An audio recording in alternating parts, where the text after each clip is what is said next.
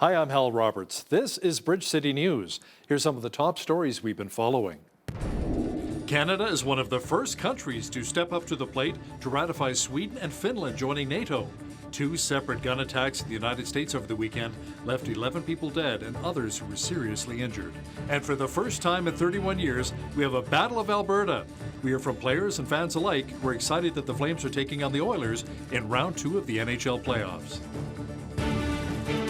Your nation, your province, your southern Alberta. From the heart of Lethbridge, it's Bridge City News with Hal Roberts. Thanks so much for joining us. Russian President Vladimir Putin says he doesn't have a problem with Sweden or Finland applying to join NATO, but he says Moscow will react to any military expansion in those countries. Canada's Foreign Affairs Minister, Melanie Joly, says Canada's goal is to be among the first countries to ratify the two countries' admission. Because we know that the interim period between the accession demand and the ratification must be shortened. Our goal also is to work with like-minded countries to make sure that also they provide for a quick accession process. On another note, the Russian defense minister has announced there's an agreement for injured Ukrainian troops to leave a steel plant at Mariupol for medical treatment under a local ceasefire. 3 days after it was hit by Russian strikes, firefighters were still extinguishing what remained of a fire in a cultural center turned aid hub in a village located north of Ukraine's second largest city, Kharkiv. Вночі ці повторились уже удари по цим об'єктам, але вже більш снарядами більшого радіусу враження. На щастя, що це відбулося вночі, що люди знаходились в бомбосховищі і деякі отримали легкі поранення і загрози їхньому життю немає. Our foreign affairs expert Lisa Daftari says Russian President Vladimir Putin is shocked with the spirit of the Ukrainian people and that the war has lasted this long. A number of military experts say Putin underestimated the Ukrainian military. So in terms of strategy, we question the Russian military. Why haven't they been able to finish the job and finish it quickly? In terms of military might, in terms of military technology, in terms of advancement and training, the Russians far outweigh what the capability of the Ukrainians. So yes, we can say perhaps the Ukrainians were given supplies by the international community and they had more might than Russia may have assumed. But it shouldn't have taken this long. There shouldn't have been this many setbacks. Lisa Daftari will have the latest on the Ukrainian-Russian war coming up in the second half of our program. Well, dancing and joy was abundant coming out of the Yates Theatre here in Lethbridge on Sunday night. The Troyanda Ukrainian Dance Club held an event to raise funds for the people of Ukraine. Now, some of the money will go to the Canadian Ukraine Foundation to help deliver aid to those most in need. The dance club also hosted grade 3 students from across the city on Monday to show what Ukrainian culture and heritage really looks like. Prior to COVID, we did a grade 3 curriculum show every year around this same time. In grade 3, the students learn about Ukraine, so we like to have them come out. They get to learn about Ukraine in a fun way, and they get to go on stage, which some of them have never been able to go on a stage, and try out a few dance steps. And it's just really a fun way of getting people involved in cultural activities.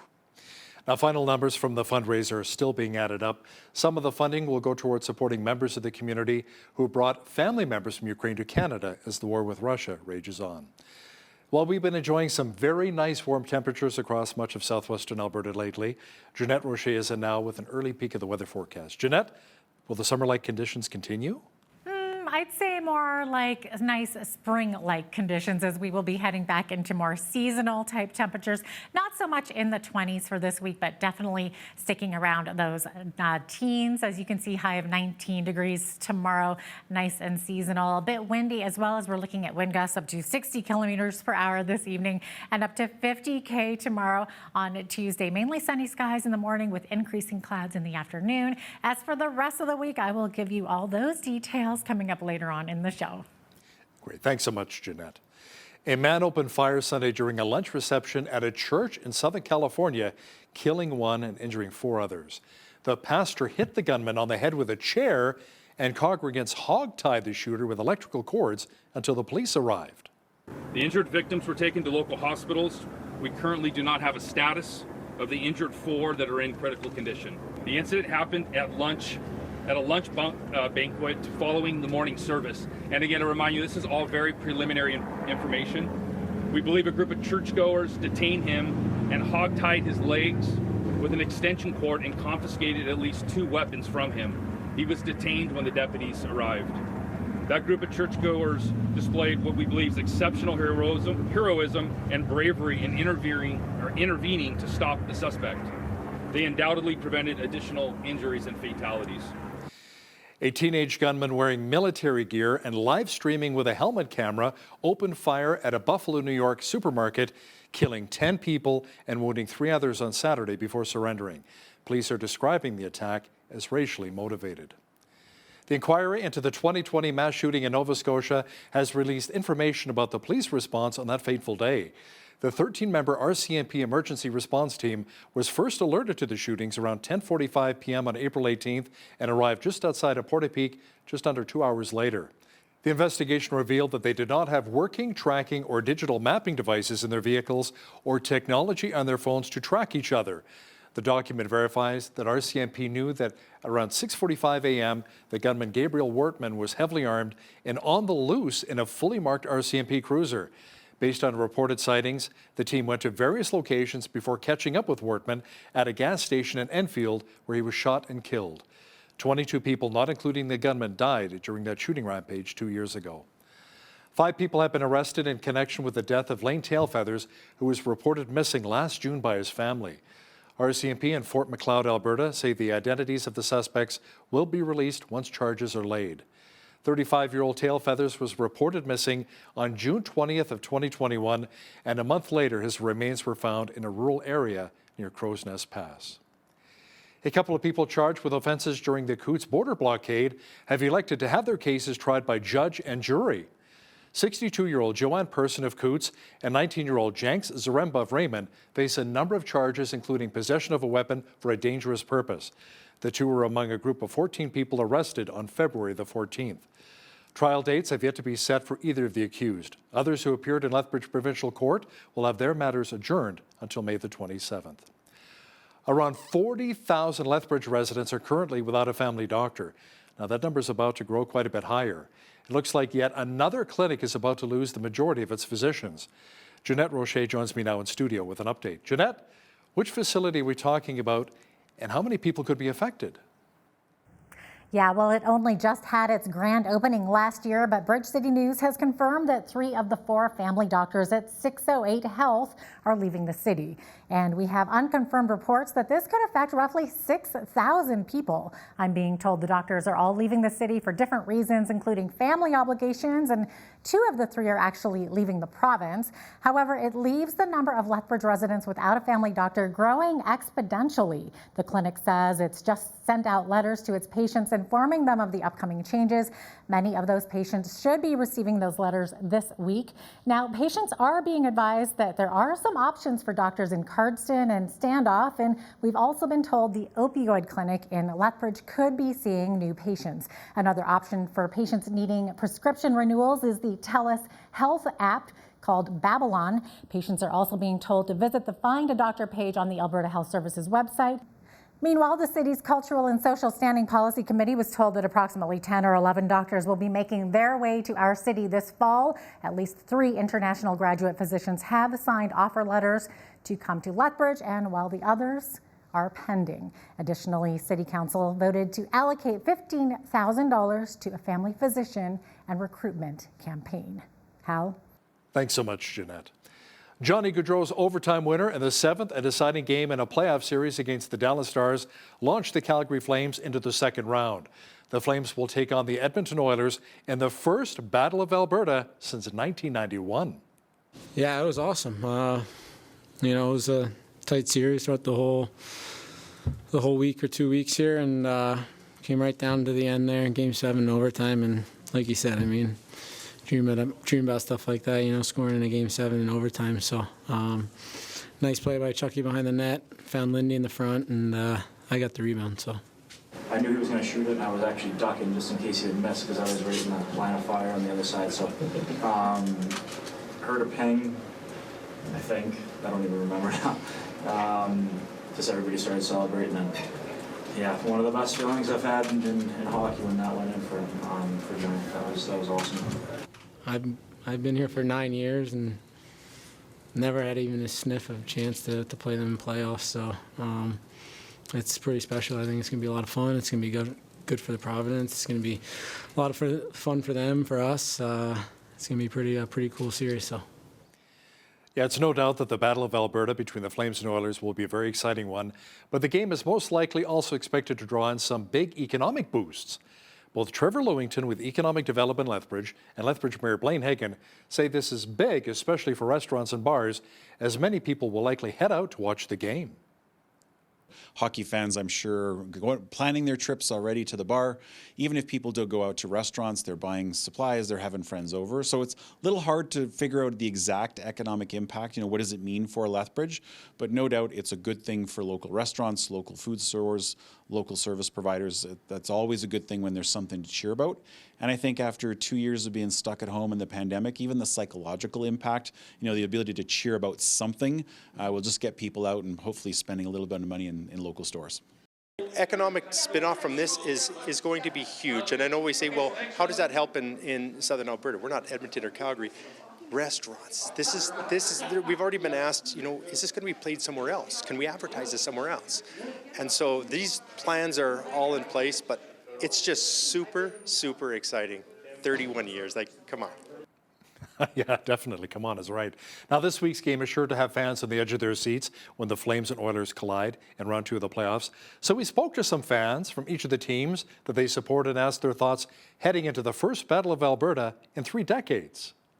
It's just going to be awesome. I was just really hoping for this because I'm old enough to know or to see all the Battle of Alberta since '91. Times have changed. Hockey has changed. It's gotten a lot faster. So I'm really hoping for just an all-out battle. I mean, that's what we're going to expect. I think it's definitely going to be interesting. I actually used to be a Calgary Flames fan and now turned Edmonton Oilers fan. So it's going to be an interesting year for me. I'm nervous, but hopeful. I'm not going to lie. I'm more than excited for this series to kick off. I think it's going to be a close one, but overall, I think the Flames probably take it in 6. I think the pendulum, when we come to it, shifting in the favor of the Flames, lies solely on goaltending. I don't think Mike Smith has what it takes to carry this Oilers team past the Flames offense. Flames and Oilers will play Game 1 in Calgary, 7:30 p.m. on Wednesday night. It should be a lot of fun. Beginning in October and running through Remembrance Day here in Lethbridge, you'll see a wide array of banners honoring veterans. The Lethbridge Legion's Veterans Banner Project will celebrate the soldiers who served and paid the ultimate sacrifice to make sure we can enjoy the freedoms we have today. Video journalist Micah Quinn has the details on this colorful new project. Now, in the first year, 91 banners were placed up in 5 specific locations, all of which have military significance. The faces and names of veterans will be on display on the banners, along with a short write-up showcasing each of their stories. You can visit lethbridgeveteransbanners.ca to view information on each veteran, and banner applications for the project have to be submitted before June 30th. We want to engage our community in honoring our local veterans, both past and present, in a colorful and vibrant way as we move towards Remembrance Day. Hopefully this will catch the imagination of our local citizens. And it's also a way to help educate students and citizens on some of the faces and stories of service of our veterans. The project was approved unanimously by Lethbridge City Council, and $20,500 was allocated to the program from the Council Contingencies Fund. This will put a smile on people's faces seeing these banners. These are members that have served our country proud, and many of them did not come home. Who could be against something that is exciting as this? So the work that the Legion has done is amazing. We're a part just to help with some of that funding, but this is exciting. We can't wait to see what it rolls out when it's full in here in a few years. Legion staff say the goal is to have the project moving into 2023 and 2024 as well. For Bridge City News, I'm Micah Quinn. Spring seeding is in full effect for many farmers in southern Alberta, and one farmer says he's already finished his spring seeding for this year. David Bishop says the nice thing about the weather is that it made an easier time to seed. However, it also makes for super dry conditions, which isn't as good. You don't want it really hot because it dries the ground out very fast, but it's conditions now, they're not hot, they're about normal. So as far as that goes, the seeding went really smoothly, really quickly, because of course we didn't have any rain to delay us. So dry ground, you can seed pretty quickly. It goes in the ground nice and easy, but we do need rain. That's the biggest issue right now, is our lack of moisture. Yeah, that lack of moisture, Bishop says he currently has all of his irrigation running and hopes to see some rain later this week. A new political party is in the works in Saskatchewan. Former federal agriculture minister Jerry Ritz is helping to launch Saskatchewan United. He says the new party supports unity and a less intrusive government. Its social media accounts include a petition to have it become an official party. Independent MLA Nadine Wilson, who left the governing Saskatchewan party after refusing to disclose her COVID-19 vaccine status, is also joining Saskatchewan United. While the Red River is starting to recede in southern Manitoba, there are ongoing flood worries in other parts of the province, with more than 2,000 people still displaced. The Manitoba government says the Red River peaked south of Winnipeg last week, but will remain high for the rest of this month and into next. The water is also beginning to drop along the Fisher River near Peguis First Nation, where more than 1,800 people have evacuated. In the Parkland region, meanwhile, recent rain resulted in overland flooding, road closures, and warning that Dauphin Lake is forecast to exceed the flood stage. Well, here in southwestern Alberta, we saw 20 degrees, lots of warmth, and really dry in Lethbridge. And the warm temperature will be sticking around, at least for the short term. Complete weather details are coming up.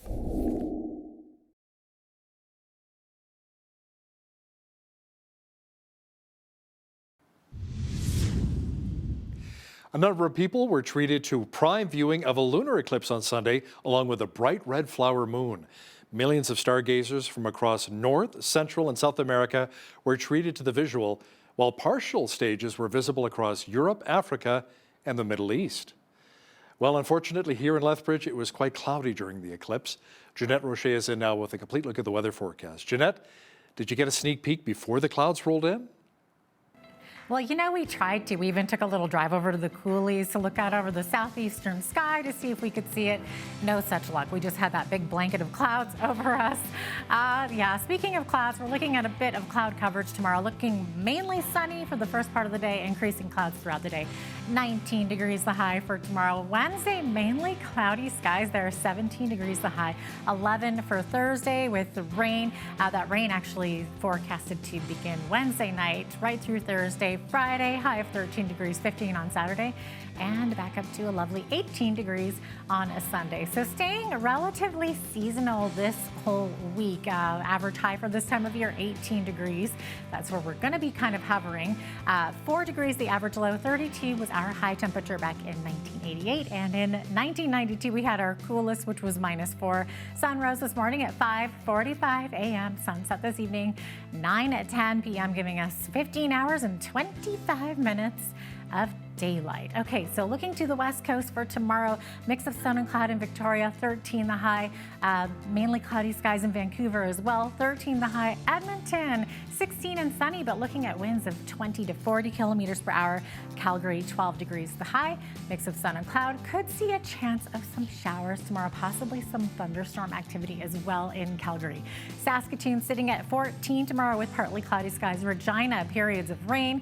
Could see a chance of a thunderstorm there as well. 24 the high, 18 the high in Winnipeg tomorrow with a mix of sun and cloud. Now, as we get into the central part of the country here, we're looking at Toronto's high, 18 tomorrow. Mix of sun and clouds, 17 periods of rain there in Ottawa. Montreal also looking at 15 degrees the high, periods of rain. This whole area also very windy tomorrow. Montreal could see wind gusts up to 70 kilometers per hour.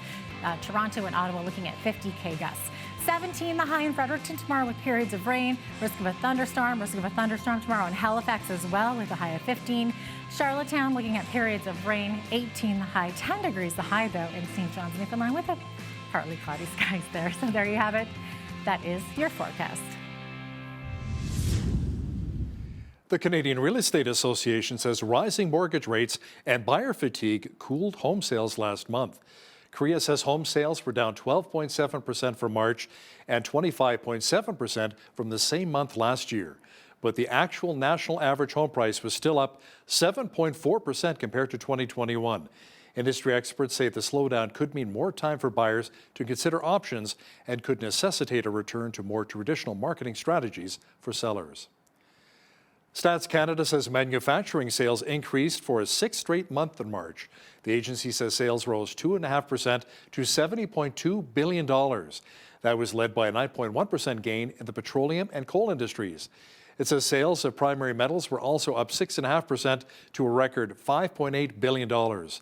The agency says sales in constant dollars were unchanged in March, indicating the increase was driven by higher prices. McDonald's says it has begun the process of selling its Russian business, which includes 850 restaurants that employ 62,000 people. The fast food giant cited the Russian invasion of Ukraine for the move. It says holding on to its business in Russia is no longer tenable nor consistent with McDonald's values. The Chicago-based company had temporarily closed its restaurants in Russia, but was still paying its employees. Now, here's a look at today's markets. The TSX was up 106 points on the day to finish at 20,206. The Dow was up 26 points to 32,223. The S&P 500 was down 15 points to 4,008, and the Nasdaq was down 142 on the day to 11,662. West Texas Intermediate Oil was up 336 to 113.85 US per barrel. Natural gas was up 31 cents to 7.98 US. Gold was down 3 cents to 18.24.11 US per ounce, and silver was down a cent to 21.61 US an ounce. Feed wheat is at $15.92 per bushel, barley's at $10.34, canola's at $26.97, and corn is at $12.55 per bushel. Live cattle were up $1.10 to $131.75. Feeder cattle were down 48 cents to $157.40, and lean hogs were up $3.08 to $103.83. The Canadian dollar was down slightly over the past 24 hours to 77.82 US.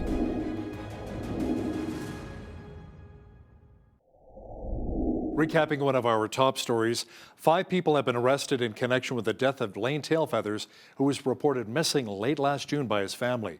RCMP in Fort Macleod, Alberta say the identities of the suspects will be released once charges are laid.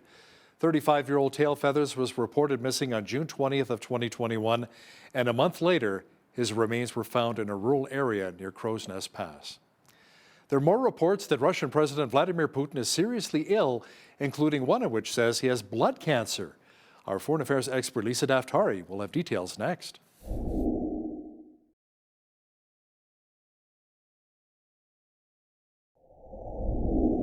A former Russian Prime Minister, Mikhail Kazyanov, who served under Russian President Vladimir Putin, says Putin is beginning to realize that he's going to lose the war in Ukraine. To discuss this in more detail is our foreign affairs expert, Lisa Daftari, joining us once again from Los Angeles. Now, Lisa, it appears as though Putin's confidence is somewhat shaken. Perhaps maybe he underestimated the Ukrainian military and the Ukrainian people. Right. So from the beginning of this conflict, we have been trying to assess Putin's mindset. That is really the mystery here as to what is he thinking and why has this taken so long? So in terms of strategy, we question the Russian military. Why haven't they been able to finish the job and finish it quickly? In terms of military might, in terms of military technology, in terms of advancement and training, the Russians far outweigh what the capability of the Ukrainians. So yes, we can say perhaps the Ukrainians were given supplies by the international community and they had more might than Russia may have assumed, but it shouldn't have taken this long. There shouldn't have been this many setbacks. So the question still is, what is the mindset of Putin and what is he thinking now? Now, because we have also said Putin is not one to back down or surrender. The analysts always say that the thing he needs, or what the international community has to come up with, is an off-ramp. How will he back down? What will make him back down? And when will it happen? Now, as we discuss all of this, the weeks and months have gone by, and we have more tragedies. We have, millions of refugees on the run, flooding Europe and elsewhere, and we still don't have an off-ramp. So now we are wondering whether he will just play the clock out because he does not have an off ramp, and he does not have a plan forward. So if there is attrition in the Russian army, if he has in fact lost a third of his army, as reports indicate, if he does not have a plan forward, if in fact he does not want to escalate and turn this into World War III with nuclear weapons, then he may just play this out. And this is why we're seeing things unfold the way that they are. There were also reports, Lisa, that possibly Ukrainian President Volodymyr Zelensky and Russian President Vladimir Putin would sit down and maybe talk about the potential of Ukraine giving up some more of its land as a compromise, perhaps. What are you hearing? What's the latest? Yeah, well, from the beginning of this conflict, the Ukrainian president was open to sitting down to talks. Of course, he did not want to give up land. He did not want those territories to be taken over. But that is something that is, it almost has to be conceded at this point because the Russians have the upper hand, particularly in those areas. And you do have Ukrainians who want to be under the Russian flag in those areas as well. So when they come out and say, okay, we're in, then it makes it more difficult for the Ukrainians to hold on to those territories. Look, the Ukrainian president and the Ukrainians want this to be over. So, the Ukrainian president is willing to make some concessions. He said he's willing to sit down. I mean, months ago, we saw Putin put out a list of qualifying, concessions that he would want, conditions that must be met in order for him to surrender. And they were easy, and they would be able to be met. Now, he said this to Erdogan, the Turkish leader, and now we're wondering, well, did he really mean that? Because you can't really believe anything he says. Or did the markers move? Did he move the goalpost to a point to say, well, if the Ukrainians so easily said yes to the list of conditions I provided, well, maybe I can get more out of this. So, it's very difficult to get into the mindset of Putin. It's very difficult to see where this will go. But yes, Zelensky was willing to, he's called upon the international community to really put this to an end as soon as possible. He rolled up his sleeves. He didn't go anywhere. He wanted to be brave. He wanted to hold on to Ukraine as best as possible. He does not want to see Ukraine taken off the map. He does not want to see Ukraine just become, another province of Russia. So he's willing to give up what it takes to remain a sovereign country, even if it means conceding those areas. Now, there are reports, Lisa, that Russian troops are withdrawing from Kharkiv after bombarding it for weeks as Kiev and Moscow's forces engaged in a real grinding battle for Ukraine's eastern industrial heartland. Yes. And this is, again, so we wonder what's going on, right? Are the Russians met with such force that it's not worth it for them to move on forward? Are they setting their sights on farther east to move east and not stay in one place, particularly because of the reports that so many Russian troops have been lost in this conflict? There's a lot of questions as to how are things going. Of course, if you ask the Russians, it's going according to plan and it's going wonderfully, but it doesn't seem that way. And of course, the timeline wouldn't indicate that either. It looks like the Ukrainians are putting up a fight, particularly when they know the area, they have a certain level of weaponry, and they're able to outsmart the Russians to a certain extent because they have those certain advantages. So, with the reports like the one you just mentioned, is with withdrawing and moving east, it looks like they're picking and choosing their battles, literally and figuratively speaking. So, again, I hate to say time will tell, it's a cliche, but in this case, time has really shown us that the Russians are not capable of carrying this out, especially as smoothly or as quickly as they first anticipated. Now, we keep hearing rumors and reports that Vladimir Putin is sick. The latest is from a former British spy, Christopher Steele, who says the Russian president has a serious illness, and a Russian oligarch says Putin has blood cancer. Yes, and we've seen these reports before. They're resurfacing today, and we're wondering if it's true. And if it's true, well, it goes and plays into the mystery about Putin and what he's thinking. So if Putin will have a long legacy, he wouldn't want this to be a failure, right? So he would escalate, or he would take this to a place where he would come out to be the victor.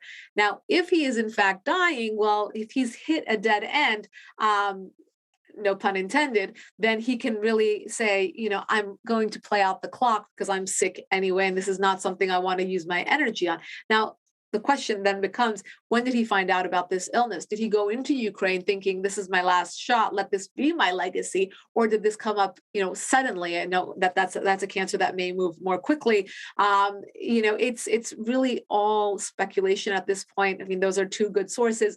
I have also heard the rumors, and we've heard them for a while now. The fact that they're recirculating and resurfacing, we don't know if there is additional evidence to suggest that he is sick and that this is, again, the end of his life, or if it's just, again, speculation because of the way that he is maneuvering and operating this conflict currently. You remember we also had those reports about North Korea's Kim Jong-un, so we'll see how this plays out. Lisa, the first trial resulting from special counsel John Durham's investigation into the origins of the discredited Trump-Russia collusion narrative opened today. Hillary Clinton's campaign lawyer Michael Sussman faces justice for allegedly lying to the FBI. This is an awful story, and it really is. It taints the U.S. reputation, or what's left of it right now. It's crazy to think that a potential candidate for president would be able to manipulate the FBI, the media, more importantly, the media, because they just completely took on a different narrative and believing things that weren't true. And now, I mean, some justice, but it's very difficult to correct narratives like this. It's very difficult to change people's minds and perceptions. And perhaps it's too late, but I know that a lot of people are watching this and are happy that some justice is being brought up about.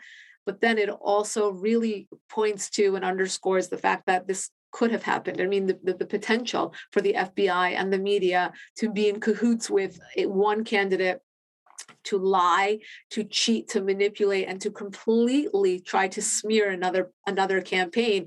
And the fact that it could happen again, just like our voting, apparatuses here, and the fact that it could happen again and it could happen again. So it really brings about more distrust in the American system, the American media, the American elections, all of it. And it's not a good day, even though I know a lot of people are saying justice has brought about a lot of truths that are very painful to accept are also being brought about. Lisa, several U.S. congressional representatives sent a letter to Twitter's newest potential owner, Tesla's Elon Musk, to ensure that the social media company does not become a platform for terrorists. Tell me more about that. Yes, they make a wonderful argument. This is spearheaded by Congresswoman Claudia Tenney out of New York. She makes a great point, and she writes a letter to Elon Musk saying, should you purchase Twitter, I hope the first thing that you do is clear out these terrorists that are using the U.S.-owned platform to launch threats against the U.S. and our allies. And the point that she makes is that legally, this is something that should not stand. If we are sanctioning these individuals, and more specifically, it's the Iranian regime and the leaders there, if we are sanctioning them as terrorists, then they should not be able to threaten the United States and others using a U.S. platform, because the law says that they cannot derive benefit from any U.S. products. Well, if it's U.S. owned social media platform, it's a U.S. product, and therefore these terrorists should not be deriving benefit. It's a long time coming. I mean, if Twitter's owners previously were able to get rid of Donald Trump and many other conservatives just because of the way that they think and they don't agree with them, why have these terrorists been able to be on the platform and to launch, again, threats and all sorts of propaganda that is very, very violent and goes against U.S. law? Let's get them off. And I think Elon Musk will adhere to this. As much as he wants freedom of speech, I don't think he will allow terrorists to have their heyday on a U.S. platform. Let's turn our attention now to Iran, Lisa.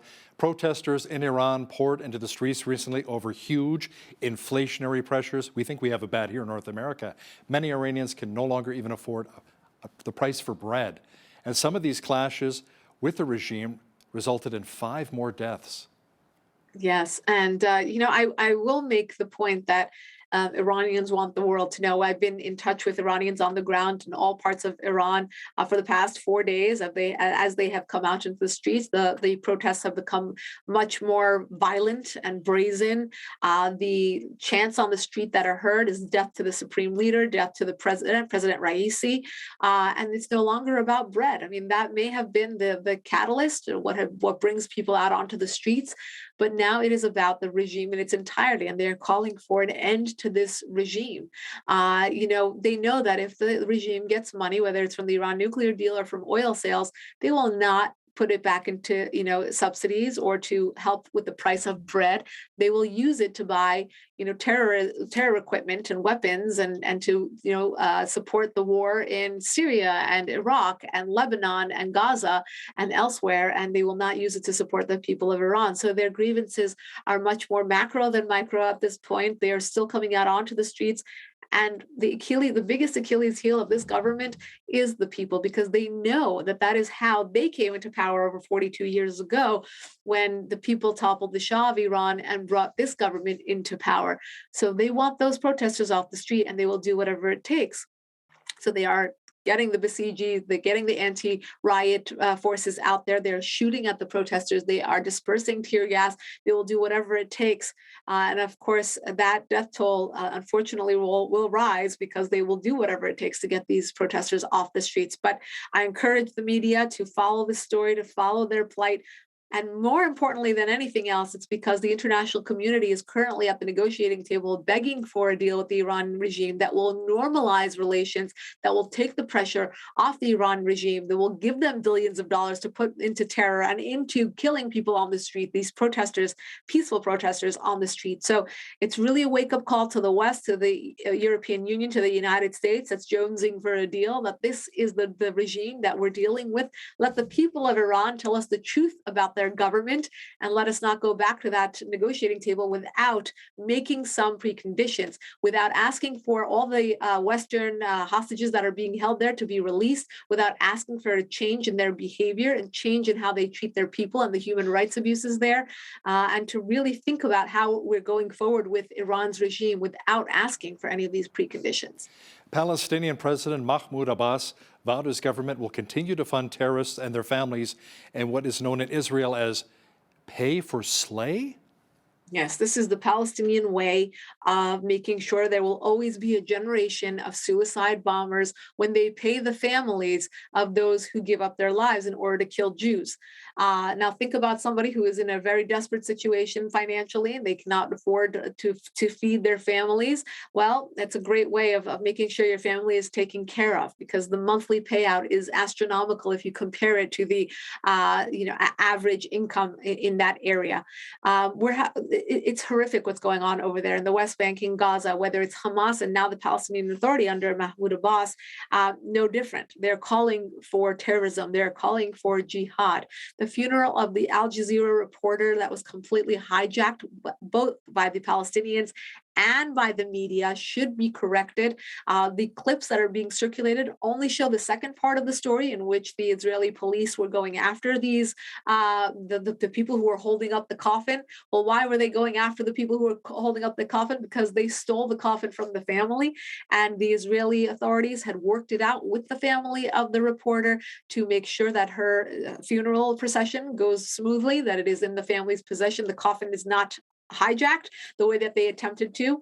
They wanted to politicize this funeral. They wanted to be a PR spectacle, and it was, in fact. And that is exactly what's going on. You have, actors and actresses. You have, Instagram celebrities calling for, an end to the Israeli state and end to apartheid. And Biden is calling for an investigation without looking at both sides of the story, without looking at what happened there. And really, what's most important is that the people of both the Palestinian people that are under this government and under this leadership that does not want the best for them, when you're paying for them to kill themselves rather than paying for there to be better schools, better jobs, better infrastructure, there is a problem there. It is not about Israel. It's not apartheid. These are the things that the media is completely missing, and therefore really fueling this fire that will continue from biblical times into eternity because of this propaganda and because of the fact that Hamas, the PA, they need to call for a ceasefire. They need to call for peace. They need to change their narrative in schools where the children are learning more about killing Jews than they are about arithmetic and reading.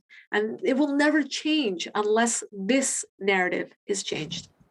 Foreign Affairs expert Lisa Daftari, thanks so much for joining us today from Los Angeles. My pleasure.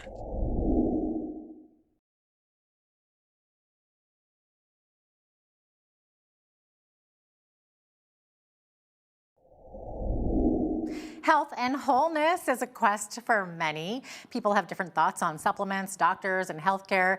So what role should nutrition play in our public healthcare system, and what role should personal responsibility play in the ways of our health?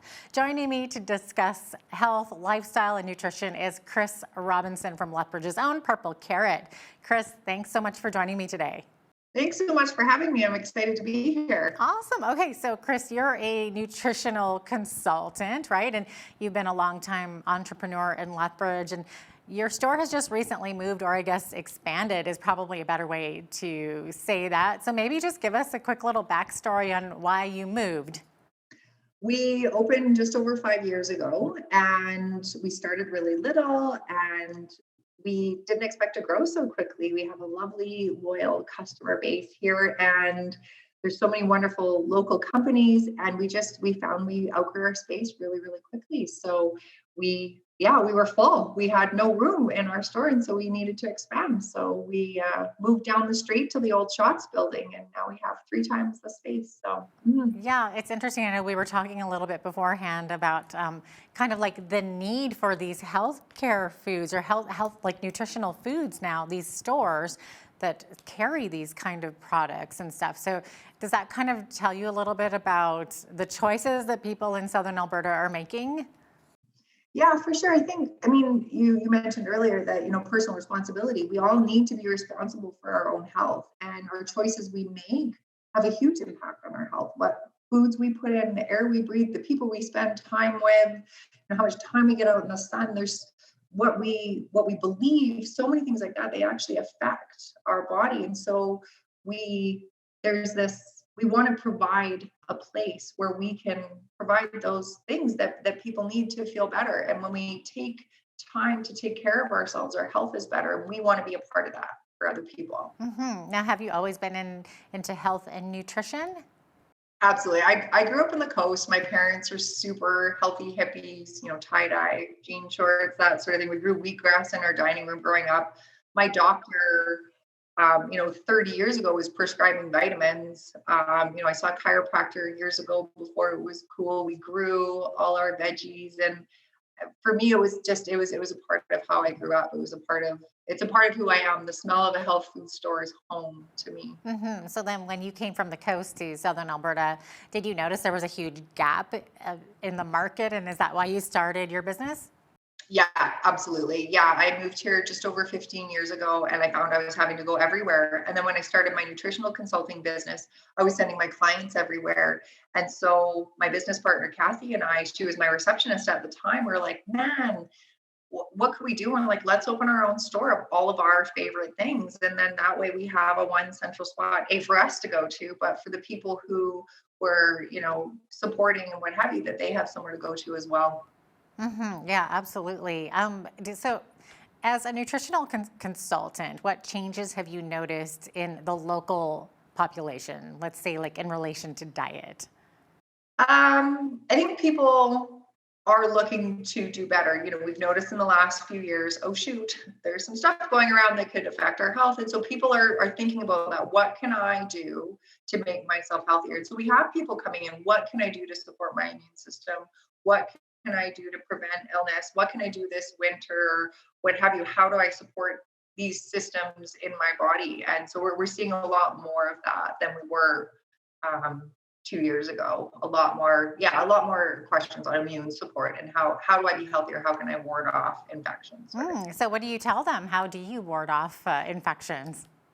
Well, I think the biggest thing is take care of your body. We need to eat good nutrient dense foods. The more nutrients we get in, the more we eat for a reason. We eat to get nutrients. So we need to make sure we're eating nutrient dense food. We're eating lots of vegetables. We're eating fruit. We're eating good quality foods, and we're not eating too much sugar. I mean, sugar in particular, if you can cut down or cut out sugar, that's the best thing you can do for your immune system. So I always tell people, get in lots of good and try not to get in too much bad.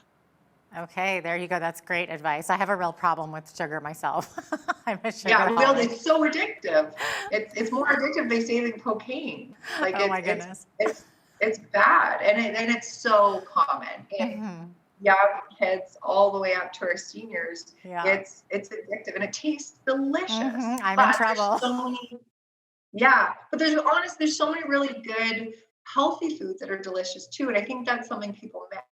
We don't realize that you can eat healthy and it doesn't have to be like you're eating cardboard every day. You can eat really delicious, amazing, healthy foods and they taste good and they're good for you. So now what about food sensitivities? This is a lot, like a huge topic that's come up lately over the past more recent years. I know I myself have certain food sensitivities. So, I know there's many ideas about the sources and causes, but can you maybe give us an example about how you could suggest a path to managing these food sensitivities? Yeah, and that's actually the basis of my practice. I predominantly deal in food sensitivities and intolerances. And there's a variety of theories as to why this would happen. And in my opinion, in my experience, I think it's a perfect storm of a bunch of things. So stress will affect that. Chemical exposure, chemical is probably not the appropriate word, but toxin exposure, pesticide exposure. Our bodies have systems in place to naturally encourage elimination of toxins, but we're so bombarded by what we put in our hair, what we put on our skin, what's sprayed on our food, what's painted on our walls. I mean, we're exposed to so many toxins. We're adjusting how we're growing our food. We're doing weird things to our food. When you look at the ingredients, you go to the store and you look at that list of ingredients on there, we don't know what half of them are. So we're looking at preservatives and what have you. Like there's so much imbalance when we're constantly, bombarding ourselves with antibiotics and what have you. We deplete our good bacteria. And there's so much research on the microbiome now and our good bacteria. So when our microbiome is out of balance, that's a factor. So there's so many things that play in. And so if we're looking at improving or trying to ward off or trying to avoid food sensitivities, it's eat a variety of different foods. So don't eat the same thing every day. That's key. So overconsumption is another big cause of sensitivity. If you're eating the same thing every day for breakfast or every day for breakfast, lunch, and supper, what have you, your body can become overwhelmed with that. So eat a variety of foods. Again, eat nutrient-dense food. Eat foods where you know where that food came from. Where does an apple come from? A tree? Where doesn't it come from? We know where certain foods come from. So eat real foods. Do you know where FD&C yellow came from, or disodium guanylate, or propylene glycol, or those weird things that are in our food? We shouldn't be eating those things. So eat real foods. Eat less sugar again, and affect your immune system. And de-stress is huge.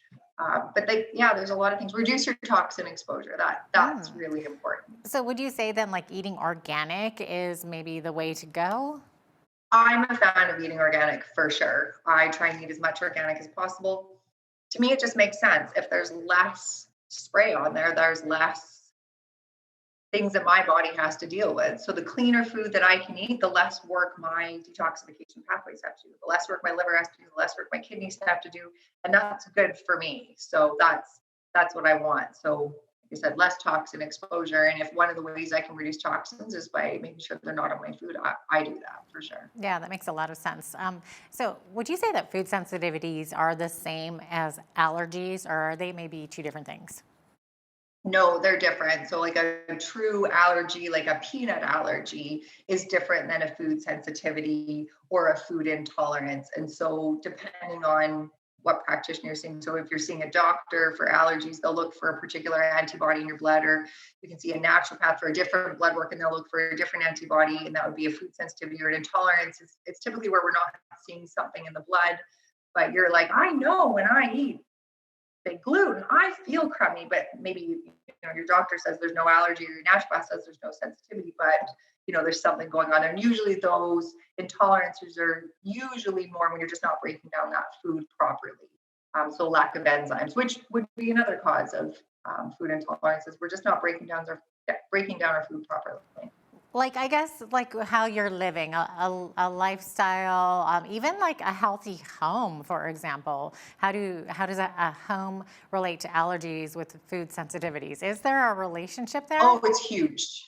For sure. I mean, and it's sort of what came first, the chicken or the egg. So if we have food sensitivities, we're going to be more likely to be reactive to other things in our environment. If we're reactive to things in our environment, that can affect us having more food sensitivities. And so again, when we look at our air fresheners and our hairspray and our our cleaning supplies. And there's some really alarming and compelling information about our cleaners we use in our house, about I never like to name names, but the Febrezes or the Glade plugins and what have you, and the toxicity that those cause. Yeah, And those typical ones that you pick up at the grocery store or wherever, right? yeah, your body has to deal with that. Everything you breathe in, everything that touches your skin, everything that you're consuming, your body has to deal with that. Your liver has to deal with that. Your kidneys have to break that down. We have to try and get rid of that. And a lot of the times we just can't keep up. We can't keep up to the toxic load we're exposed to. We should be able to. Our body should be able to do it on its own, but we can't. And so eliminating those toxins in our house are huge. And there's some really incredible studies, and sorry, I should have had one off the top of my head and I don't, but the correlation between allergies and toxins in the home and how many health problems they cause. That's interesting. So, I mean, we want to have a clean home, obviously. So what is the alternative then if you don't want to break out that Mr. Clean or whatever? I've heard that there's like organic products out there. Is that the way to go? Yeah, there's lots of cleaner products out there. I mean, really, in all honesty, most of those products make the job easier. They're going to melt away the scrubbing bubbles, that sort of thing. So it's elbow grease. Elbow grease is your biggest alternative. And so, vinegars and baking sodas, super simple, super cheap. They work well. You just got to work a little harder for that. But there are a lot of products out there. We carry all sorts of natural cleaners and what have you that work really well, and they smell good. And they smell good from essential oils that are in there. So there's no toxic chemicals or what have you. So there's a lot of products that are out there, but you can use really simple things that you probably already have in your home that work really well, so long as you're willing to put a little muscle into it. Yeah, no, interesting. I'm going to give that a try. Maybe talk about the relationship between food choice and our emotional well-being, because we often think physical or physiological when it comes to food, but it can affect our moods and our emotions as well, and just everything mentally, right? Oh, for sure. I mean, they talk about in natural medicine or in the natural health industry, the gut-brain connection, and it sort of goes both ways. So if your guts are unhappy, you have an imbalance in your microbiome, there's too many bad guys, not enough good guys, that can affect your mental well-being, and vice versa. So if you're stressed, if your cortisol levels are high and you're running ragged and what have you, that's going to affect that. And so we'll see that, oh, I got butterflies in my tummy, or, I'm nervous. So people will sometimes have to run to the washroom if they're nervous. And so it goes both ways. And so when we have a healthy diet, and we have a healthy gut, that can affect our mental well-being. And when we work hard at having a happy mental well-being, and we're doing the things we need to do, we're having self-care, we're getting outside, maybe you're meditating or praying or doing whatever you do to calm yourself, that will have a positive impact on your digestive system and therefore the rest of your health as well. So it goes both ways. Mm-hmm. Do you have maybe an example of a really dramatic change in one of your clients who maybe switched their lifestyle like this, maybe switched to these organic products or switched to organic foods instead? What kind of a difference did it make in them? Oh God, I have hundreds of stories. One of my favorites is one more recently. It was a customer came into the store, and I knew her a couple of different ways. So she wasn't actually my client, but she came in the store and she's like, I'm so inflamed, my joints hurt, my feet hurt, I'm having hot flashes all night, I feel terrible. And I was like, okay. So I suggested that she follow an anti-inflammatory diet. So basically an anti-inflammatory diet is we take out foods that cause inflammation. So I find dairy, gluten, corn, sugar are the big ones. So I suggested she pull out those foods and increase her vegetables. And so then a week later, she emailed me and she's like, oh my gosh, this is so hard. This is terrible. I just want to eat marshmallows and s'mores and I go camping. That would have been the hardest week of my life to cut out. Like, Yeah, I so mean, I love popcorn. So like you have to eliminate corn and, of course, the carbs, the gluten, the sugar. Yeah. And so it was a lot. And so she was freaking out. I said, you can do this. Right now it's hard, but this is that emotional eating. You want to crave those foods, make you temporarily feel good. So stick through it. It's going to get easier, I promise. And then a week, maybe 2 weeks later, I see her walk in the store and she's walking towards me with this look on her face. And I was like, oh no, she's going to be so mad. And she was like, oh my gosh, I can't believe how good I feel. She's like, my joint pain is gone. I feel so amazing. I'm not having hot flash tonight. She's like, I feel so good. I can't even believe the difference. And then that's the way she just continues to eat, because she feels so good that way, that she just, it's not worth it to eat the s'mores or the McDonald's or whatever it is she wanted to eat before. And that's the thing, it's hard at first, and we're emotional creatures. We emotionally eat. So when you make a dietary change to start, it's difficult. But if you can get past that and then you start seeing the benefits from it, it's so much easier to stick to it. And then it's worth it. Yeah, what a great example that is. I love that. It's an actual real life example. And it just goes to show you don't necessarily need those prescriptions. Sometimes it's just eliminating certain things that we're just consuming a lot of. That's amazing. Mm-hmm. Yeah, and again, it's our food. Your food is your foundation for your health. We have to start with food if we want to be healthy. And vitamins and supplements and herbs, man, they have a place. And again, I could tell you a million stories about those where I'm blown away at the results. But you can take the best vitamin in the world or the best this in the world or what have you. If you don't have that foundation in place of eating well and drinking lots of water, nothing's going to improve. So we want to start with that foundation of a good diet. Yeah, fantastic advice. Chris, thank you so much. It looks like we are out of time, but we appreciate you coming on today and educating us like this. My pleasure. It's my favorite thing to talk about. That's great. Chris Robinson is the owner of Lethbridge's own Purple Carrot and a nutritional consultant. We're so glad to have her on today. I'm Jeanette Roche on behalf of all of us here at Bridge City News. Thanks for watching.